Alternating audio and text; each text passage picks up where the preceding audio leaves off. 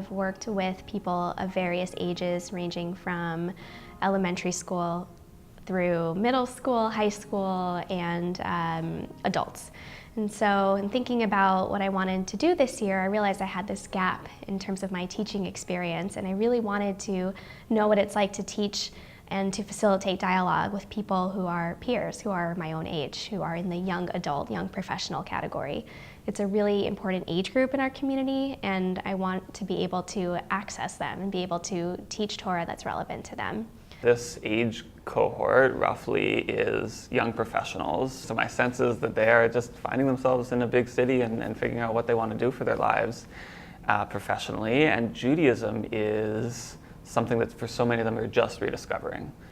But they haven't really taken a lot of time to grapple with what Judaism has to say to them as adults. Now that they're not in the shadow of their parents anymore, they really get to choose whether they want to come. And for some of them, it's the learning, and for some of them, it's the friends, or some combination.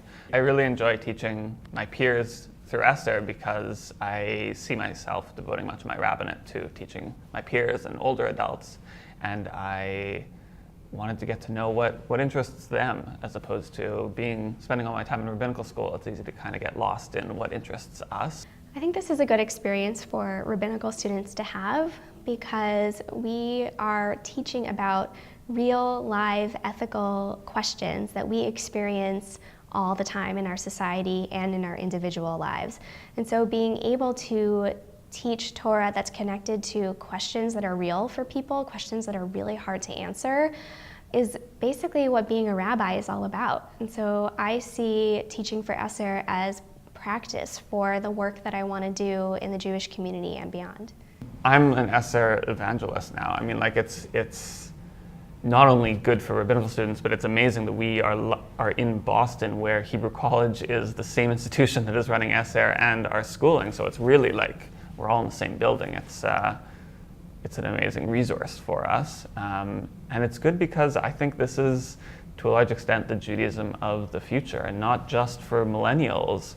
And I think millennials are particularly a great target here because they aren't signing up in droves to be part of other institutions, be it synagogues or federations.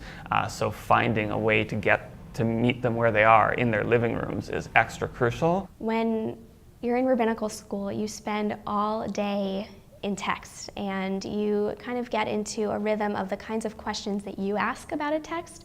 And then when you bring them to a group of people who are coming from many different backgrounds and approaches to Judaism and approaches to different ethical issues, they highlight things that I completely miss sometimes. And they ask questions about the language and the approach that the rabbis might take to different answers, and they really make me look at the text and at the sources anew in ways that I think if I only spent my time learning text in rabbinical school, I wouldn't necessarily get that chance.